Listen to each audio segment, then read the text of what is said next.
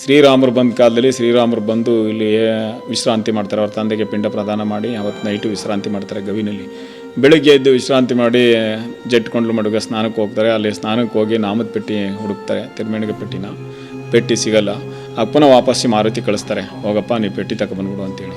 ನಾಮದ ಪೆಟ್ಟಿ ತಗೋಬಾ ಅಂತ ಹೇಳಿ ಕಳಿಸ್ದಾಗ ಇಲ್ಲಿಗೆ ಬಂದು ಹುಡುಕಿದಾಗ ನಾಮದ ಪೆಟ್ಟಿ ಎತ್ತಾರೆ, ಮಾರುತಿ ಬರಲ್ಲ. ಬರದೇ ಇದ್ದಾಗ ಪುನಃ ಶ್ರೀರಾಮರಿಗೆ ಹೋಗಿ ಹೇಳ್ತಾರೆ, ಈ ರೀತಿ ಆಗ್ಬಿಡ್ತು ಸ್ವಾಮಿ, ಪೆಟ್ಟಿ ಬರ್ತಾ ಇಲ್ಲ ಅಂತೇಳಿ. ಅದಕ್ಕೆ ನೀನು ಹೋಗಿ ಅದನ್ನು ಒಡ್ಗಲ್ ರಂಗನಾಥ ಸ್ವಾಮಿ ಅಂತ ಅಲ್ಲಿ ಸ್ಥಾಪನೆ ಮಾಡಬೇಕಪ್ಪ ಅಂತ ಹೇಳ್ಬಿಟ್ಟು ಮಾರುತಿನ ಕಳಿಸಿ ಆಗ ಒಡ್ಗಲ್ ರಂಗನಾಥ ಸ್ವಾಮಿ ಅಂತ ಹೆಸರಾದು ಶ್ರೀರಾಮಚಂದ್ರರು ಬಂದ ಮೇಲೆ.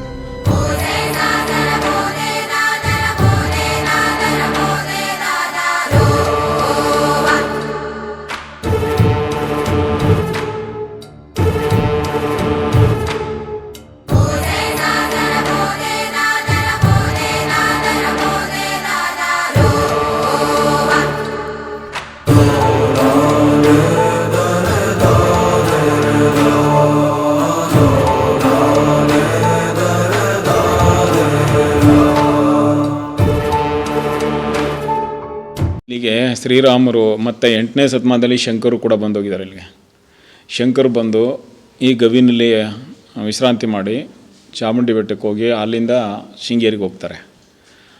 ಅವರಾದಮೇಲೆ ಶಂಕರಾಚಾರ್ಯರು ಬಂದು ಹೋದ್ಮೇಲೆ ಶ್ರೀರಾಮರು ಕೂಡ ಪಾಂಡವರು ಬಂದವ್ರೆ. ಪಾಂಡವರು ಬಂದು ಹೋದ್ಮೇಲೆ ಶ್ರೀರಾಮಚಂದ್ರ ಬಂದಿದ್ದಾರೆ. ಆಗ ಒಡ್ಗಲ್ ರಂಗನಾಥ ಸ್ವಾಮಿ ಅಂತ ಹೆಸರಾದು ಶ್ರೀರಾಮಚಂದ್ರರು ಬಂದ ಮೇಲೆ. ಅದಕ್ಕೂ ಮೊದಲೇ ಇದೆಲ್ಲ ಸಿದ್ಧ ಪರಂಪರೆ. ಋಷಿಗಳು, ಯೋಗಿಗಳು, ಸಿದ್ಧರುಗಳು ತಪಸ್ಸು ಮಾಡ್ತಾ ಇದ್ದಂಥ ಭೂಮಿ. ಈಗಲೂ ತಪೋಭೂಮಿನೇ, ಆಗಲೂ ತಪೋಭೂಮಿನೇ. ಇದು ಪವಿತ್ರ ಸ್ಥಳಗಳಿವೆಲ್ಲ. ಸಾವಿರಾರು ವರ್ಷದ ಇತಿಹಾಸ, ನೆನ್ನೆ ಮೊನ್ನೆದೇನಲ್ಲ ಇದು. ನೆನ್ನೆ ಮೊನ್ನೆ ಬಂದಿರುವಂಥದ್ದೇನಲ್ಲ. ಆಮೇಲೆ ಅವ್ರದ್ದಾದಮೇಲೆ ಶಬಲೇಗೌಡರು ಇಬ್ಬರು ಮಕ್ಕಳು ಕರ್ಕೊಂಡು ನಾಳೆ ಬರ್ತಾರೆ ಅಂತ ಹೇಳಿದಾಗ ಅವರಿಬ್ಬರು ಮಕ್ಕಳು ಕರ್ಕೊಂಡು ಅಯ್ಯಮ್ಮ ಬರ್ತಾರೆ. ಕಲ್ಕುಣಿ ಮಾರ್ಗ ಬರ್ತಾರೆ. ಅಲ್ಲಿ ಸಂಜೆ ಆಗ್ಬಿಡ್ತದೆ. ಅಲ್ಲಿ ಅಂಡಿ ಮರಿತಿ ಮೈನ್ ಮನೆಯವರು ಅಂತೇಳಿ ಸುಣ್ಣ ಸುಡ್ತಾ ಇರ್ತಾರೆ. ಆವತ್ತು ಅವ್ರ ಮೇಲೆ ಹಾಲ್ಟ್ ಮಾಡ್ತಾರೆ. ಅವ್ರ ಮೇಲೆ ಹಾಲ್ಟ್ ಮಾಡಿ ಅವ್ರ ಮನೆಯಲ್ಲಿ ಆವತ್ತು ಅವ್ರಿಗೆ ಅಯ್ಯಮ್ಮನಿಗೆ ಮಡಿ, ತುಳಸಿ, ಊಟ ಮಾಡೋಕ್ಕೆ ಎಲೆ, ಆ ಕಾಲದಲ್ಲಿ ಎಲೆ ಇರಲ್ಲ, ಕೆಸಗಿನೆಲೆ ಇವೆಲ್ಲ ತಂದು ಕೊಡ್ತಾರೆ. ತಂದು ಕೊಟ್ಟಾಗ ಅವತ್ತು ಅವ್ರ ಮನೇಲಿ ಉಳಿದಿದ್ದು ಅವರು ಸ್ನಾನ ಮಾಡಿ ಮಾಡ್ಕೊಂಡು ದೇವ್ರ ಪೂಜೆ ಮಾಡ್ಕೊಂಡು ಬೆಳಗ್ಗೆ ಅಲ್ಲಿ ಉಳಿದಿದ್ದು ಊಟ ಮುಗಿಸ್ಕೊಂಡು ಬೆಳಗ್ಗೆ ಎದ್ದು ವಾಟರ್ ಕೋಪಲ್ ಮೇಲೆ ಬರ್ತಾರೆ. ಅಲ್ಲೊಂದಿನ ಹಾಲ್ಟ್ ಮಾಡ್ತಾರೆ.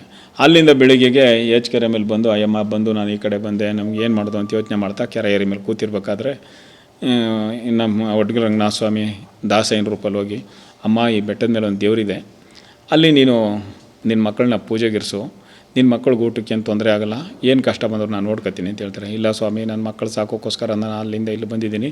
ಈ ಬೆಟ್ಟದ ಮೇಲೆ ಪ್ರಾಣಿ ಪಕ್ಷಿಗಳಿದ್ದಾವೆ, ಏನಾರು ಹೆಚ್ಚು ಕಡಿಮೆ ಆದರೆ ಏನು ಮಾಡೋದು, ನನ್ನ ಮಕ್ಕಳ ಇರಿಸಲ್ಲ ಅಂತ ಹೇಳ್ತಾರೆ. ಇಲ್ಲ ಏನೇ ಆದರೂ ನಾನು ನೋಡ್ಕೊತೀನಿ, ಇರಿಸಮ್ಮ ಬೇಡ ಅಂತ ಹೇಳ್ತಾರೆ.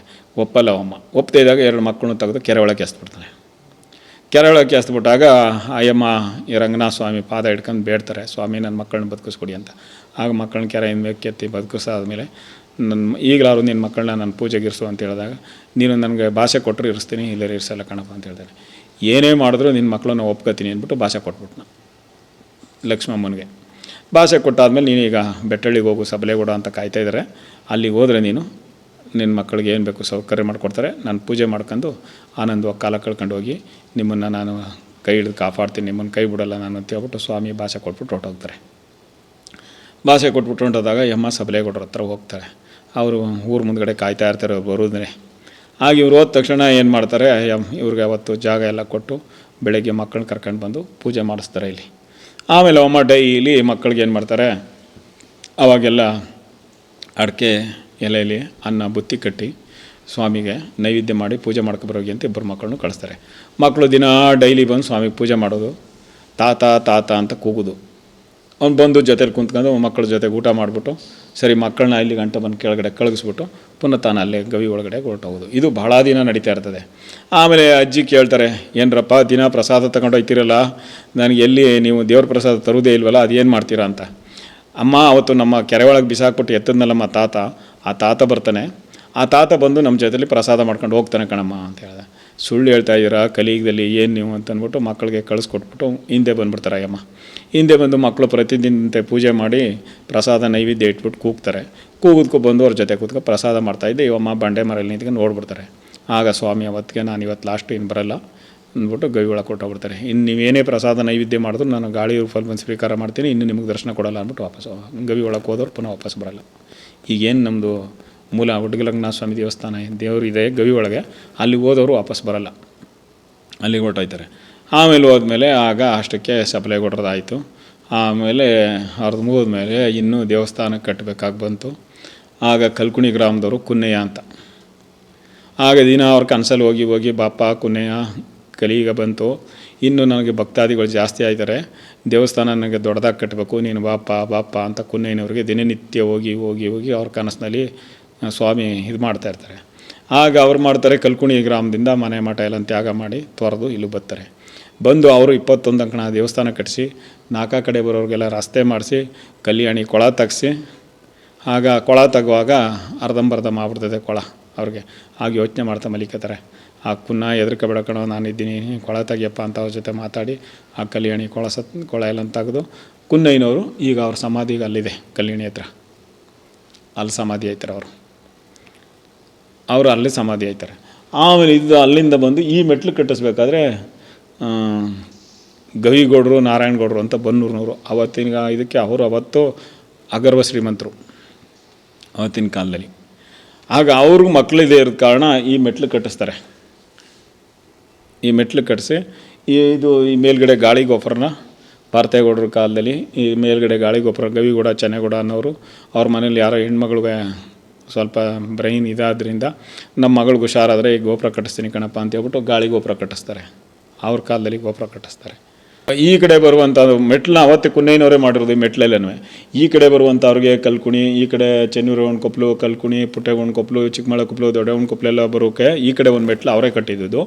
ಈ ಕಡೆ ಬೊಮ್ಮನಹಳ್ಳಿಯಿಂದ ಬರೋರಿಗೆ ಈ ಕಡೆ ಮೆಟ್ಲು ಕಟ್ಟಿದ್ರು. ಈ ಕಡೆ ಕಳ್ಳಿಪುರ, ನರಸೀಪುರ, ಸೋಮನಾಥಪುರ ಈ ಕಡೆ ಬರುವಂಥ ಭಕ್ತಾದಿಗಳಿಗೆಲ್ಲ ಈ ಕಡೆ ಮೆಟ್ಲು ಕಟ್ಟಿಸಿದ್ರು.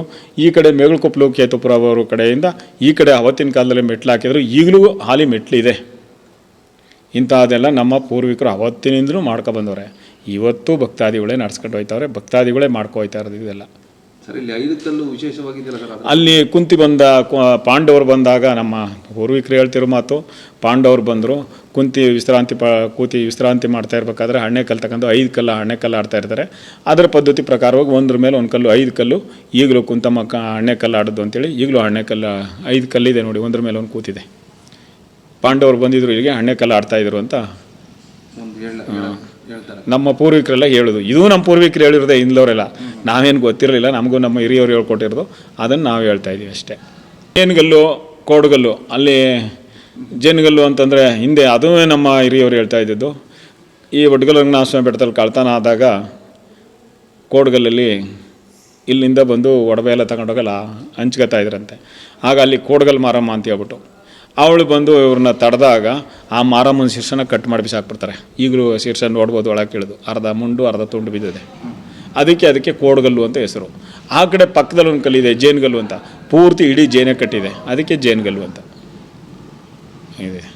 ಅಂದರೆ ವಿಶೇಷವಾಗಿ ಸರ್ ಇಲ್ಲಿ ಅಂದರೆ ಭಕ್ತಾದಿಗಳೆಲ್ಲ ಎಲ್ಲಿ ಅವರು ಎಲ್ಲ ಕಡೆಯವರು ಇದ್ದಾರೆ. ಸುತ್ತ ಮಂಡ್ಯ ಜಿಲ್ಲೆ, ಮೈಸೂರು ಜಿಲ್ಲೆ, ಎಲ್ಲ ಜಿಲ್ಲೆಯವರು ಕೂಡ ಎಲ್ಲ ವರ್ಗದವರು ಇದ್ದಾರೆ, ಭಾಳ ಜನ ಇದ್ದಾರೆ, ಸುತ್ತ ಇದ್ದಾರೆ. 43 ಹಳ್ಳಿ ಜನಗಳು ಇದ್ದಾರೆ.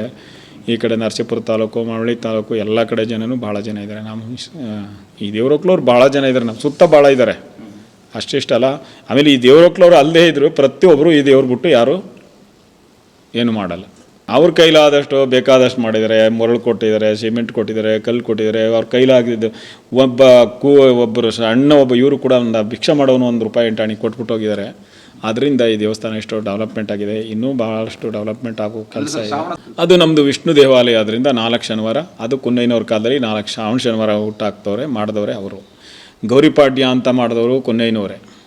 ಅವಂಗಿಲ್ಲಿ ರಥೋತ್ಸವ ನಮ್ಮದು ವಿಷ್ಣು ದೇವಾಲಯ, ಅದರಿಂದ ರಥೋತ್ಸವ. ಈಗ ಒಂದು 22 ವರ್ಷ, ಈ ವರ್ಷಕ್ಕೆ ತೇರು ಇರಲಿಲ್ಲ. ಈಗ ನಾವೊಂದು 22 ವರ್ಷದಿಂದ ಈಚೆಗೆ ಬಂದು ತೇರು ಅಂತ ಮಾಡಿದವ್ರೆ, ಊಟ ಆಗ್ತಾವೆ. ತೇರು ಈಗ ಆದದ್ದು ಹೊಸ್ದಾಗಿ ಒಂದು 22 ವರ್ಷದಿಂದ. ಆಚೆಗೆ ಮುಂಚೆ ದೇವರು ಹೊತ್ಕೊಂಡೋಗಿ ಮೆರವಣಿಗೆ ಮಾಡಿ ಕಲ್ಯಾಣಿ ಸುತ್ತ ಪ್ರದಕ್ಷಿಣೆ ಮಾಡಿ ತಂದುಬಿಡ್ತಿದ್ದೋ. ಈಗ ಭಕ್ತಾದಿಗಳೆಲ್ಲ ಸೇರ್ಕೊಂಡು ಇದೆಲ್ಲ ಡೆವಲಪ್ಮೆಂಟ್ ಮಾಡಿ ಇಷ್ಟು ಅಭಿವೃದ್ಧಿ ಆಗಿದೆ. ಇಲ್ಲಿ ದಾಸಪ್ಪನ ಬಿಡಿಸ್ತಾರೆ ಸರ್, ಅದ್ರ ಬಗ್ಗೆ ಸರ್? ಅದು ನಮ್ಮದು ವಿಷ್ಣು ದೇವಾಲಯ, ಅದರಿಂದ. ಆಮೇಲೆ ನಮ್ಮ ದೇವರೊಕ್ಲವ್ರು, ಒಡ್ಗಲರಂಗನಾಥ ಸ್ವಾಮಿ ಒಕ್ಲವ್ರು ನಾವೆಲ್ಲ ಇಲ್ಲಿದ್ದೀವಲ್ಲ, ನಮಗೆಲ್ಲ ಹಿಂದಿನ ಪದ್ಧತಿ ಏನಂದರೆ ನಾವು ಹುಟ್ಟಿದ ಮಕ್ಕಳನ್ನ, ಹಿರಿ ಮಕ್ಕಳನ್ನ ದಾಸನ ಬಿಡಿಸ್ಬೇಕು ಅಂತ ಆರ್ಕೆ ಮಾಡ್ಕೊಂಡು ಹಿಂದಿನಿಂದಲೇ ಆ ಪದ್ಧತಿಯಂತೆ ಈಗ ನಡ್ಕೊಂಡು ಹೋಗ್ತಾ ಇದೆ. ಅಂದ್ರೆ ಸರ್ ಅಂದರೆ ಇಲ್ಲಿ ಎಲ್ಲ ನಿತ್ಯ ಪೂಜೆ, ಶನಿವಾರ ವಿಶೇಷ ಪೂಜೆ. ಅದರಲ್ಲಿ ಶನಿವಾರ ಯಾಕೆ ವಿಶೇಷ ಪೂಜೆ ಅಂದರೆ ವೆಂಕಟರಮಣ ಸ್ವಾಮಿ ಬಂದಾಗ ಕೇಳ್ಕೊಂಡ್ರಂತೆ ಇವ್ರಿಗೆ, ಏನಪ್ಪ ನಿನ್ಗೆ ಇಷ್ಟೊಂದು ವೈಭೋಗ ಇದೆಯಲ್ಲ, ನನಗೆ ಇಷ್ಟು ಎಂಥ ಚಿನ್ನದ ಗಿರಿ ಆಗಿದ್ರು, ನಾನು ಬೇಕಾದಷ್ಟು ಚಿನ್ನ ವಜ್ರ ಹೊರಡಿ ಒತ್ಕೊಂಡಿದ್ರು, ನಿನಗಾಗುವಂಥ ಆನಂದ ನನಗಾಗಲ್ಲ ಅಂದಕ್ಕೆ ಪ್ರತಿ ಶನಿವಾರ ನೀನು 3 ಗಂಟೆಗೆ ಬಂದು ಹೋಗಪ್ಪ, ನನಗೆ ದರ್ಶನ ಕೊಟ್ಟು ಹೋಗು, ನಾನು ಭಕ್ತರ ಕೈಲಿ ನಾನು ಕರೆಸ್ತೀನಿ ಅಂತ ರಂಗನಾಥ ಸ್ವಾಮಿ ಒಪ್ಕೋತಾರೆ ವೆಂಕಟರಮಣ ಸ್ವಾಮಿಗೆ. ಅದಕ್ಕೆ ನಾವು ಈಗ 3 ಗಂಟೆಗೆ ಎಲ್ಲ ದಾಸೈಗಳು ಸೇರಿ ಶಂಕನ ಸೇವೆ ಮಾಡಿ ಸ್ವಾಮಿಗೆ ಆಭರಣ ಧರಿಸಿ ಮಣೆ ಸೇವೆ ಮಾಡಿ ಅವತ್ತಿನ ಶನಿವಾರದ ಕಾರ್ಯಕ್ರಮ ಪ್ರತಿ ವಾರನೂ ಮುಗಿಸೋದು.